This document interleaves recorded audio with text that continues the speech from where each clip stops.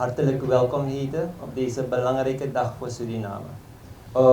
Ik wil in eerste instantie de president, zijn excellentie, de heer Santoki, nogmaals hartelijk welkom heten. Zijn kabinet, de ministers aanwezig, de onderdirecteur van de DNA, de verschillende hooggeplaatste directeuren en de hoge gasten die vandaag in ons midden mogen zijn. Allemaal van harte welkom. Wil ik dan uitnodigen om het woord te richten, onze gastvrouwen, de DC van Saramaka. En mag ik u uitnodigen, mevrouw Bansi Durga. Dankjewel, MC. Zeer geachte president van de Republiek Suriname, zijn excellentie Chandrika Prasad Santokhi. De ambassadeur van de Republiek India, de heer Shankar Balanchandran. De minister van Landbouw, Veeteelt en Visserij, heer Parmanand Sudin. Mevrouw Krishna Mathura, minister ad interim Volksgezondheid en Buitenlandse Zaken, Internationale Business en Internationale Samenwerking. De minister van Economische Zaken, Technologische Ondernemerschap en Technologische Innovatie. Ondervoorzitter DNA, de heer Sharman. DNA-leden, collega DC Rajab, heer Anrut Amerika, trekker van het project. De vertegenwoordigers, bestuur en leden, vertegenwoordigers van de stuurgroep Ontwikkeling Traditionele Medische Systemen Industrie, OTM-SI. De vertegenwoordigers van de Interreligieuze Raad in Suriname, de heer Karel Chuni, bischop Karel Chuni en Pandit Nitin Jagbandan. President of the Republic of Suriname, His Excellency Chandrika Prasad Santokhi. Ambassador of the Republic of India, Mr. Shankar Balachandran. Minister of Agriculture, Animal Husbandry and Fishery, Mr. Parmanand Sudin. Ms. Krishna Mathura, Minister ad interim of Health and External Affairs, International Business and International Cooperation. Vice Chairman of our Parliament, Mr. Deo Sharman. Director of the Ministry of Health, Mr. Rakesh Kayadar Sukul. Members of our Parliament, District Commissioner of Kamuwaina, Mr. Rajab. Mr. Anrut Amerika, leader of this project. Interfaith Council representatives of Suriname, Bishop Charles Chuni and Pandit Nitin Jagbandan. District Board members of Saramaka. Board and members of the Traditional Medical System Industry Development Steering Committee and others present, may I welcome you all today here at Dirkshoop in the district of Saramaka. Heel hartelijk dank. Het was een warm welkom van onze DC van Saramaka. Ik wil u vervolgens uitnodigen voor de ceremonie. De ceremonie die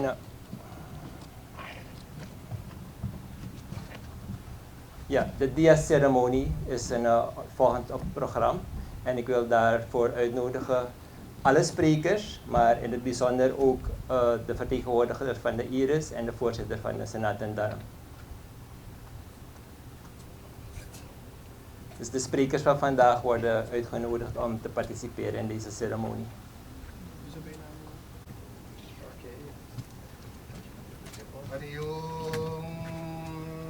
Lakshmi hikarotu kalyanam arogyam sukha sampadam mama shatru vinashaya deepa jyotir namostute namostute om shrishtate lakshmi shtapatnyakam mahishanah om yadevu lakshmi rupena sanstita namastasya Hari Om Sarvagye Sarvavarade Sarvadushta.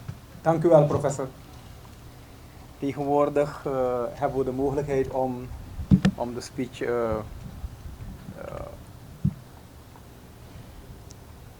op de mobiele telefoon in principe te plaatsen. President van Republiek Suriname, zijn excellentie de heer Chandrika Prasad Santokhi. Ambassadeur van India. Ministers, ondervoorzitter van DNA, DC en ook collega DC van Kamuwaina. Onze raad van interreligieuze organisaties in Suriname, de IRES. En de organisatie, dat instituut die bezig is met traditionele medische systemen in Suriname, TIMSI, onder leiding van de heer Silos. En uiteraard alle overige hoogwaardigheidsbekleders. De DNA-leden moet ik mijn verontschuldigingen, DNA-leden moet ik niet vergeten. En de heer Anroet die trekker is van dat Ayurvedisch gedeelte in Suriname. En alle aanwezigen, het is een genoegen om u vandaag toe te spreken. Vervolgens wil ik aankondigen zijn excellentie, de minister van Landbouw, Veeteelt en Visserij, de heer Seudin. President van de Republiek Suriname, collega's, DC, ambassadeur van India, overige hoogwaardigheidsbekleders, dames en heren, ook een hele goede middag van mijn kant uit. Ja, we staan vandaag hier op Dirk Soap. Vele mensen rijden gewoon langs en weten niet eens waar Dirk Soap ligt. Ik zag net een paar zoekend kijken, links en rechts, tot ze een Surinaamse vlag zagen en dan wisten ze dat ze hier moesten zijn. Ik ben hier geweest met de heer Anroet en de heer Siu van het kabinet. En we zijn doorgereden tot net voorbij de Awara-bomen. En de heer Anroet stapte uit. Hij keek in een bepaalde richting op. Dat is zijn geheim natuurlijk. Hij snoof een paar keren. Bijna de grond gelikt. En toen zei hij van, hier moet ik zijn. Minister, wanneer kan ik beginnen? Maar die Awara-tuin moet erbij. Ik zeg, maar dat was niet de bedoeling. Ja, nee, je moet erbij. En hij heeft me iets beloofd. Dat hij medicijn zou maken van al die Awaras. Om mijn haren weer te laten groeien. In een zwarte kleur. Dus toen zei ik van, oké, nee, het is in mijn eigen belang, laat me dat doen. Dus die Awara-tuin is nu, ook hoort erbij. En vandaag ben ik hier, ik ga het kort houden, om de perceelkaart te overhandigen aan de trekker van het project, de heer Amerika Anroet. Andere zaken zullen nog spoedig, maar dat u zo ver bent, in orde gemaakt worden. Zo. Dank u wel voor uw aandacht. Dank u wel, zijn excellentie. Next in line, speakers is Dr. Balachandran. I hope I pronounced it correctly. But he is the ambassador of India. So I would like to welcome Dr. Balachandran. Honorable President, His Excellency Mr. Chandrika Prasad Santoki, Honorable Minister of Health and Minister of Foreign Affairs, International Business and International Cooperation, ad interim, Her Excellency Mrs. Krishna Kumari Mathura, Honorable Minister of Agriculture, Animal Husbandry and Fisheries, His Excellency Mr. Paman Sudin, Honorable Minister of Economic Affairs, Her Excellency Mrs. Rishma Kuldeep Singh, Honorable Vice Chairman of DNA, Dr. Devan Chandra Bose Sharman, Honorable District Commissioner of Saramaka, Mrs. Sherin Bansi Durga, District Commissioner Komavin, Mr. Rajab, Honorable Member of Parliament, Mr. Tebi, Honorable Members of the Inter-Religious Council, the Permanent Secretary of Health, Dr. Rakesh Gajadhar Sukul, Ambassador Joni Lahi, Chairman of the Presidential Steering Committee on Traditional Medicine, Mr. C. Silos, and distinguished committee members, Project Coordinator, Dr. Amerika Anroot, senior civil servants, Ayurveda and traditional medicine practitioners, members of the diaspora, my dear colleagues, including Ms. Anju Sharma, ladies and gentlemen, Namaskar. It's indeed a great honor to be a part of this momentous event to inaugurate what is certainly a unique project in Suriname. in the presence of this august gathering. First of all, I would like to wish everyone a joyous Diwali and a happy Dhanvantri Jayanti. Ayurveda, a system with a history spanning over 5,000 years, is an integral part of India's rich cultural heritage and that of our diaspora. Therefore, we have decided to celebrate the 8th Ayurveda Day under the Promotion of Cultural Ties with Diaspora scheme of the Ministry of External Affairs of India. This 8th Ayurveda Day intends to explore the potential of Ayurveda in promoting the well-being of not only human beings, but also the well-being of environment, plants, animals, etc., in addition to the well-being of people. Therefore, the theme chosen is Ayurveda for One Health. This is in alignment with the theme of India's G20 presidency, Vasudhaiva Kutumbakam, and the focal theme for Ayurveda Day 2023 has been decided as Ayurveda for One Health with the tagline Ayurveda for everyone on every day. Har din har kisi ke liye Ayurveda. Focusing on human, animal, plant, environment interface. Today, as we gather, the global interest in Ayurveda has never been more pronounced. India, with its vast experience and knowledge, has integrated Ayurveda into its national healthcare industry and delivery system, recognizing its significance in preserving and promoting health. Ayurveda, literally meaning the science of life, is a comprehensive system of healthcare evolved in India. Ayurveda lays a great emphasis on preservation and promotion of health and prevention of occurrence of diseases through natural means. It advocates a holistic approach to understand all aspects of human life, including diagnosis and management of disease.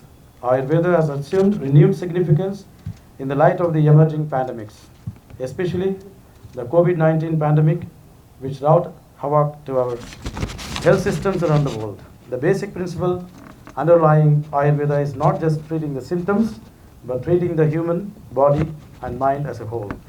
The principle on which Ayurveda has evolved is that nature is equipped with providing all the remedies that a human being needs, and we should understand this and shape our lives and live in harmony with nature. As we approach the final decade towards the Sustainable Development Goals in 2030, traditional medicine, including Ayurveda, will play a crucial role in providing quality healthcare services worldwide. I am pleased to share with you India, in collaboration with the World Health Organization, WHO, has taken significant steps to promote traditional and complementary medicine.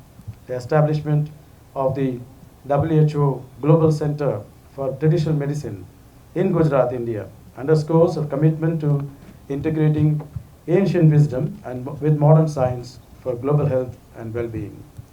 This center focuses on partnership, evidence, data, biodiversity, and innovation to optimize the contribution of traditional medicine to global health, universal health coverage, and sustainable development, and is also guided by respect for local heritages, resources, and rights.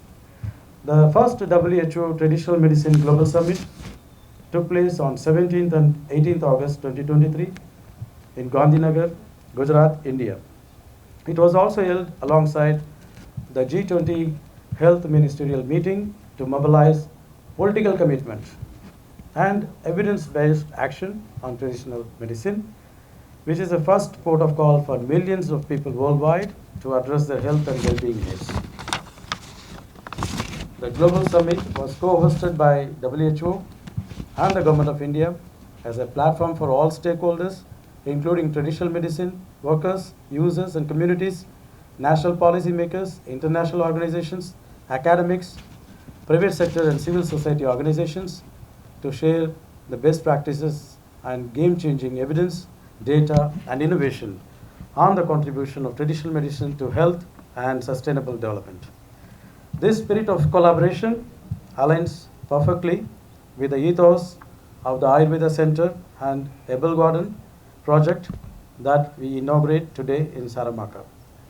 This initiative marks the beginning of a new era in healthcare for Suriname, not only offering affordable healthcare, but also fostering knowledge exchange and transfer, benefiting the entire region.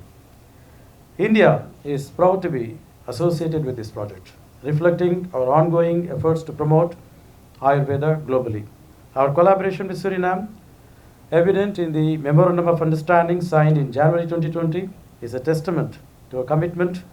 In line with the provisions of the MOU, the Government of India would be happy to set up an Ayurveda chair in Antandokum University and help the university in preparing curriculum, award, diploma, and certificate courses to Surinamese nationals, either through the Antandokum University or Indian universities. India is already offering fully funded Ayush scholarships to study in India, and one Surinamese national has already graduated using this scholarship and doing his practice successfully, I understand, in the Netherlands. One can imagine the invaluable knowledge base that can be created here in Paramaribo when such a chair is set up, and the potential of training several eligible local candidates in Ayurveda systems. India is also willing to offer consultancy and depute experts to Suriname for developing this herbal garden, where several plants and herbs required in the production of Ayurvedic medicines could be grown. This would lead to the setting up of an Ayurvedic medicine manufacturing facility in Paramaribo, which I hope will be first of its kind in the Caribbean region. Suriname will thus proudly become a pioneer in the field. There are concerns in Suriname about the presence of heavy metals in Ayurvedic medicines. I would like to clarify here that the Ayurveda Pharmacopoeia of India contains monographs of specific articles like leaf, bark, etc. of a medicinal plant defining their identity, purity, and strength. The standards are developed by utilizing modern tools and techniques like pharmacognosy, thin layer chromatography, high performance thin layer chromatography, etc. The standards also define other aspects like permissible limits of pesticide residue, establishment of an academic collaboration in Ayurveda, and an MOU between the National Medicinal Plants Board of the Ministry of Ayush of India with their Suriname counterpart for cooperation in the field of medicinal plants. I take this opportunity to urge the government of Suriname to closely work with us, not only for signing these fresh MOUs and also implement the provisions of, especially on the mutual recognition of Ayurveda, pharmacopoeia, formularies, systems of medicine, and educational qualifications, for which an MOU, as I already stated, been signed in January 2020 and which is going to expire at the end of its 5-year validity in January 2025. We are looking at the Suriname's request for assistance in setting up a board for traditional medicine practice to approve the practitioners positively. As and when we receive a request, we will depute our experts. The Government of India welcomes a delegation from Suriname to witness the functioning of the Ayurveda hospitals and Ayurveda manufacturing units in India. We stand ready to assist Suriname in attracting private sector investments in Ayurveda and sourcing raw materials from Suriname for our Ayurvedic industry. Today, as we dedicate this land in Saramaka, I express my gratitude to the Honorable President for his active interest in making this project a reality. There is hardly any meeting with him where he has not mentioned this project. I extend my appreciation to the Presidential Steering Committee and the Ministries of Foreign Affairs, Health and Agriculture for their unwavering support. I thank each one of you for gracing this momentous occasion. Your continued cooperation and encouragement will be pivotal in making this project a success. Thank you, and may the collaboration between India and Suriname flourish. Jai Bharat and Jai Suriname. Thank you very much, His Excellency Ambassador of India. Next in line is een heel bijzondere spreker, omdat ze vertegenwoordigt 2 ministeries. Het ministerie van Volksgezondheid en het ministerie van Bibis worden vandaag vertegenwoordigd door Hare Excellentie mevrouw Matura. President van de Republiek Suriname, zijn excellentie Chandrika Persat Santokhi. districtscommissaris van Saramaka, mevrouw Shirin Bansi Durga, Ambassador of the Republic of India en Suriname, His Excellency Balachandran, geachte vicevoorzitter en leden van de Nationale Assemblée, leden van de stuurgroep Ontwikkeling Traditionele Medische Systemen in Suriname, collega-ministers ook, stakeholders van de sector Traditionele Medische Systemen in Suriname, eerwaarde geestelijken, alle genodigden, dames en heren, van harte goedemiddag. Het is een genoegen om u te mogen toespreken als minister van Volksgezondheid ad interim en als minister van Buitenlandse Zaken, Internationale Business en Internationale Samenwerking ad interim ter gelegenheid van deze bijzondere projectinitiatie in zaken de opzet van een Ayurveda gezondheidscentrum en medicinale plantentuin op deze 8e Ayurveda dag. Mooier kan het niet dat we de 8e Ayurveda dag gedenken met zo'n mooie initiatief. Is prachtig. Hartelijk dank voor deze bemoedigende woorden. Vervolgens wil ik u aandacht vragen voor ongetwijfeld de belangrijkste spreker van de dag. Dat is zijn excellentie, de heer Santokhi, president van de Republiek Suriname. Altijd zoals minister LVV zegt, een master of ceremony, de hoedanigheid van professor. Marshuizen, bedankt voor de verwelkoming. Mag ik jullie allemaal ook een frisse middag te wensen.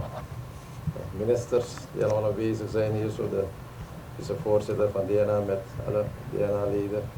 De districtscommissaris van het district Saramaka, our ambassador, very active, dynamic ambassador from India, and also the staff members of your embassy, also the representatives of IRIS, the chairperson of Sanatan Dharam Mahasabha, and also onze bischop van Herka, bisdom, alle andere voorzitter en presidentiële commissievoorzitter en leden. Geweldig dat jullie allemaal hier aanwezig zijn. Helemaal in Saramaka, de Dirkshoop, naast Awarabomen. Minister, ik weet niet wat voor soort haar u gaat krijgen. Voordat u gebruikt, kijk u goed naar die stekels. Ja? Dus laat u goed adviseren en informeren. Laat mij starten door jullie allemaal te feliciteren met de dag van vandaag, de Ayurveda dag, in meer dan 100 landen gevierd wordt. En we weten ook dat Ayurveda een wetenschap is. Ayurveda is a science. And today we are celebrating also the International Day of the Science. So also congratulations. Ook allemaal een Shubh Dhantera toegewenst. As we know, today is the start of the Diwali festival in Suriname. All of you, congratulations and Shubh Dhantera. Geachte aanwezigen. Het toepassen van Ayurveda, oftewel de Indiase traditionele geneeswijze, is thans overal in de wereld aan het toenemen. In Europa, Amerika en in de regio's en de landen zoals Cuba, Brazilië, Argentinië, die de internationale Ayurveda dag vieren. En wij zijn er hier in Suriname, in het district Saramaka, bijeen om niet alleen de internationale Ayurveda dag te vieren, maar ook om een basis te leggen, een duurzame basis voor de verdere ontwikkeling van de traditionele integratieve medische systemenindustrie in ons land. De stuurgroep Ontwikkeling Traditionele Medische Systemenindustrie verzet samen met alle in de traditionele medische systemensector direct en indirect betrokken essentieel ontwikkelingsbijdragen. vandaag is het mij wederom een groot genoegen om hier in de midden te zijn, voorzitter en leden van de stuurgroep. Maar ook om alle andere personen die zich hoe dan ook verdienstelijk hebben gemaakt en zich thans meer en verder verdienstelijk zullen maken om deze sector duurzaam te ontwikkelen. Ik bedank jullie allemaal voor jullie inzet, maar ook voor de werkzaamheden die jullie verrichten om het wettelijk kader te ontwikkelen. De essentie van het duurzaam ontwikkelen en bestendigen is dan bijzonder belangrijk met het hebben van regelgeving, met het hebben van een wetsproduct. En ik zie al namelijk de nodige voorbereidingen om dit wetsproduct zo snel mogelijk af te ronden. Er zijn heel wat deskundigen betrokken, materiedeskundigen. En we zien ook namelijk dat de commissie ook anderen betrekt om dit wetsproduct aan toegevoegde waarde te geven. Om deze wet zo snel mogelijk richting de Nationale Assemblée te sturen. En door meer personen, meerdere meelezers te betrekken bij dit wetsontwerp, geeft u alleen een brede draagvlak aan de regelgeving, aan de wet. Maar u zorgt ook ervoor dat alle aspecten meegenomen worden in de conceptwet. De ontwikkeling van traditionele en integratieve medische systemen in de industrie.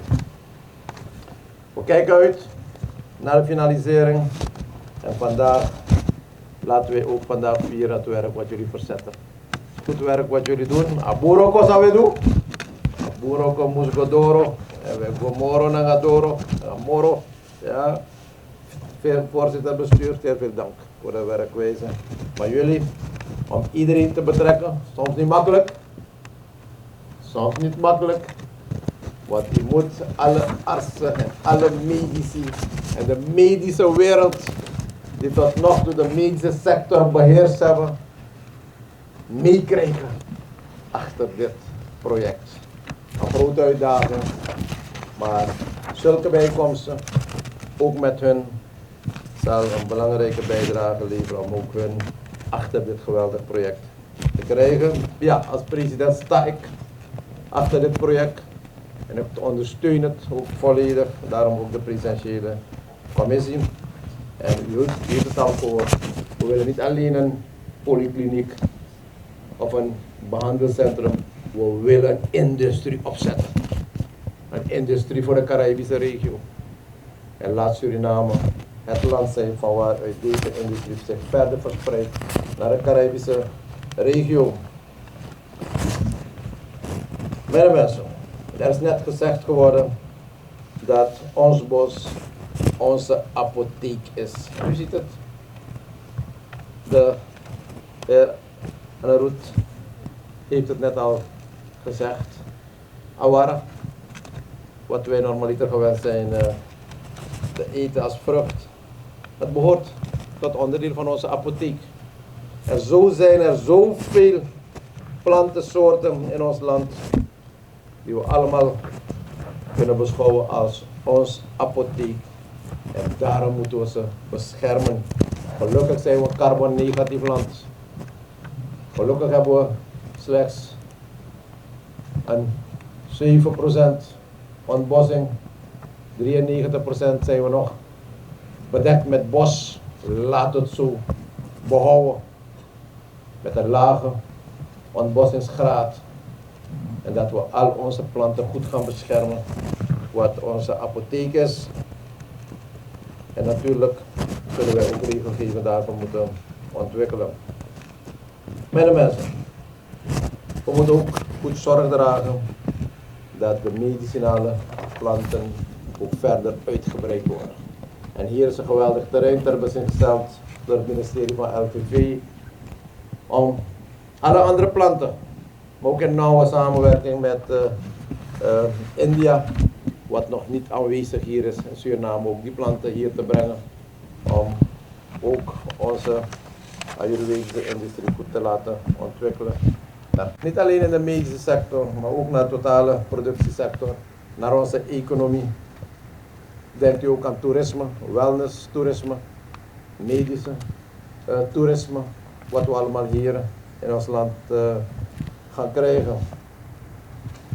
En zoals eerder gezegd, wij vieren vandaag namelijk voor de 8e keer onze internationale Ayurveda dag. En gelukkig hebben we dat altijd samen met de Indiase ambassade gedaan. Elke keer. Het is belangrijk om dat te doen. En u ziet dat we vandaag een nieuwe dimensie geven aan onze Ayurvedische dag. Dat we een fundamentele, duurzame basis gaan leggen voor de Ayurveda in Suriname.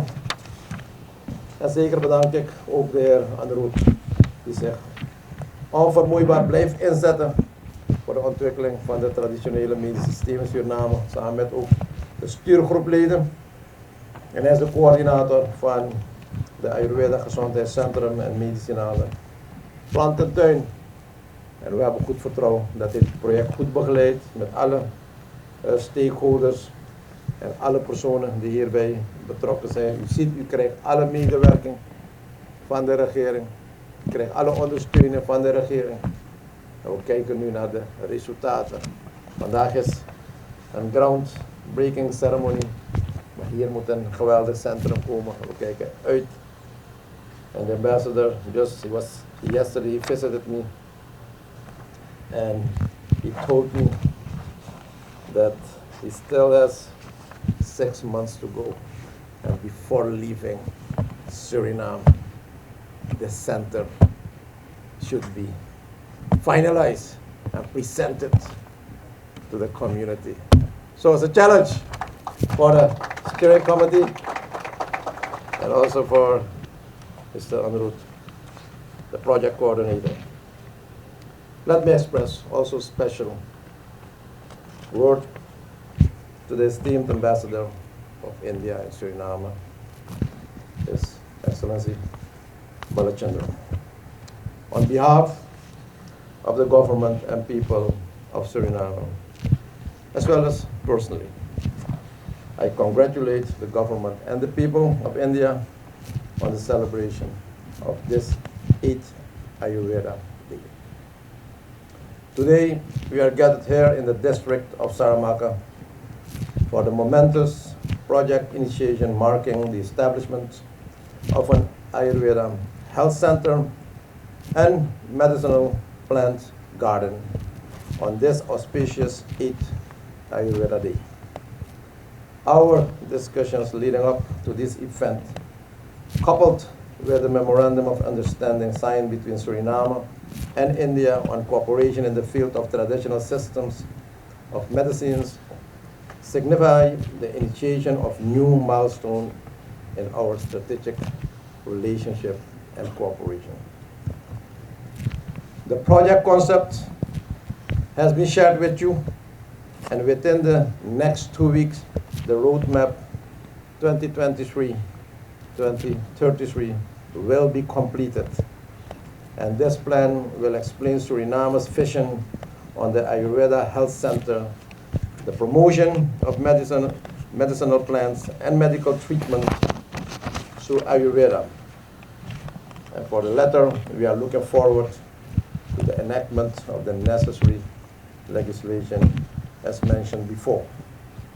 Ambassador, the roadmap will be the guide including essential information for obtaining technical assistance across various domains, design, yoga, and meditation trainings, expert in Ayurveda herbs and cooking, and integrated plant nursery specialists. Additionally, it will outline the need for studies in Ayurveda-related fields, as well as grant assistance for constructing essential facilities. Ambassador, ladies and gentlemen, the Ayurveda Health Center and Medicinal Plants Garden will act as a catalyst in further strengthening our cooperation and relation with India. The primary objective of this project for Suriname is to position our country as a center for traditional systems of medicine, wellness, and medical tourism. Furthermore, it aligns with our commitment to biodiversity preservation, the safeguarding of medicine plants, and promotion of business partnership. In the first week of December, during the 8th Joint Commission meeting in New Delhi, the Ministers of Foreign Affairs of both countries will discuss the roadmap, aiming at necessary actions for inaugurating the center before we celebrate the 9th Ayurveda Day, as I mentioned before the ambassador will leave Suriname. I extend my sincere thanks to all stakeholders, with special mention to the District Commissioner of the District of Saramaka and the working group with all cooperating partners, including the Embassy of India. I look forward to witness the tangible results of this transformative project. Thank you very much. Dhanyabad, Mike bedanken, and God bless you all. Zijn Excellentie, heer president, hartelijk dank voor deze wijze woorden. Zometeen gaan we een plakkaat onthullen. De president gaat dat voor ons doen. Maar alvorens we zover zijn, ga ik vragen de vertegenwoordigers van de IRIS om het woord te voeren.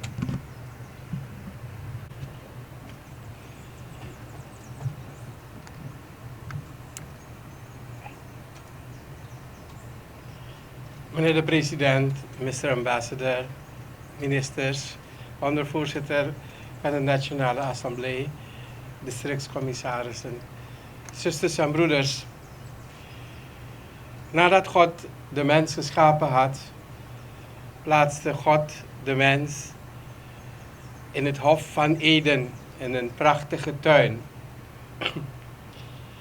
En de duivel die kwam bij de vrouw en zei: heeft God jullie verboden om van al die vruchten te eten?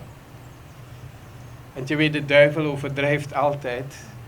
Gelukkig was de vrouw wijs genoeg om te zeggen: nee, God heeft ons niet verboden om van de vruchten te eten. Alleen van de boom van kennis van goed en kwaad mogen wij niet eten.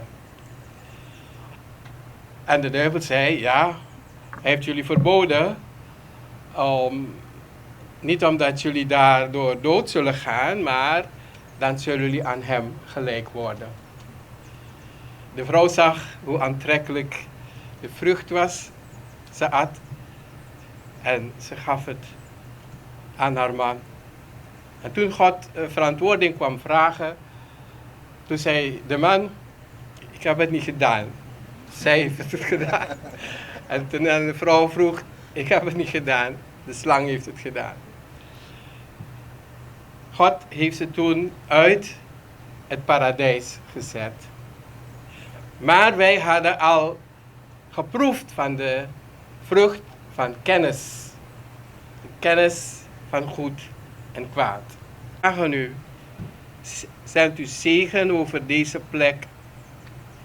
Laat hier de plek zijn waar wij groeien in kennis. Van de Ayurvedische wetenschap, in kennis van de planten, van de dieren. En dat wij hier steeds meer leren dat alles met alles en iedereen met iedereen verbonden is. Dit vragen wij u. U die alles geschapen hebt en leeft in alle eeuwigheid. Amen. De president van de Republiek Suriname, zijn excellentie Chandrika Persat Santokhi. Alle protocol in acht nemend groet ik aan iedereen. Voorzitter Eres, geachte zielen. Ik zal het niet lang houden, rekening houden met de tijd. De president moet ook zo meteen weg. De voorzitter van de Eres heeft het net ook gezegd, een bijzonder moment. Ik wil hierbij toevoegen dat de Ayurveda een basisfundament is in het geheel. En het Hindoeïsme heeft over alle aspecten geschreven, onder andere ook over de medische wetenschap. En vandaag wil ik dus dan een bijzonder gebed doen. De president zei het eerder al, het is vandaag het Dhanteras. De viering van het Diwali-feest wordt eigenlijk ingeluid met de viering 2 dagen van tevoren, het Dhanteras. Vandaag is de dag waarbij wij de incarnatie van het goddelijke in de vorm van een medicus eigenlijk vieren. Dat is dan Dhanvantri, Devta, de Devta of the medicine. En 1 dag voor Diwali is het dan maken we een dia aan voor de yam.